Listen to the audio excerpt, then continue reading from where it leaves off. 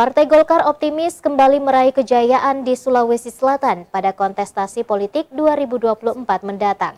DPD 1 Golkar Sulsel menargetkan dari 152 kursi yang ada saat ini menjadi 200 kursi legislatif di 24 kabupaten kota di Sulawesi Selatan dan harga mati menjadikan Erlangga Hartarto sebagai presiden.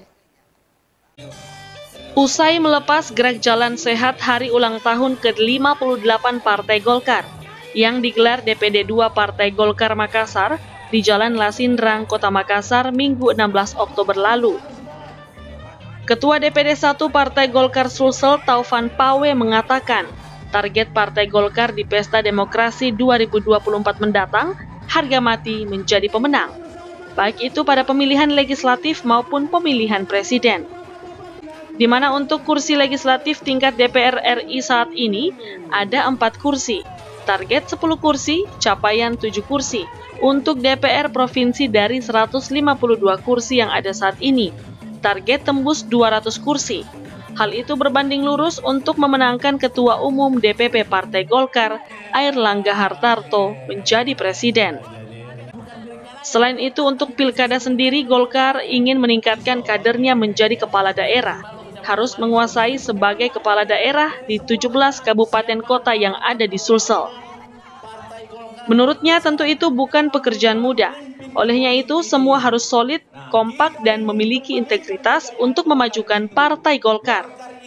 Pilkada ya kami tentu ingin meningkatkan kader Golkar menjadi kepala daerah di semua 17 target saya, 17 daerah Golkar harus menguasai sebagai kepala daerah.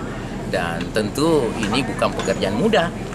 Dan akan jadi mudah apabila kami solid, kami kompak, kami punya integritas untuk memajukan Partai Golkar itu sendiri. Oke? Maju terus. Wali Kota Makassar, Pak. Wali Kota Makassar sudah harga mati.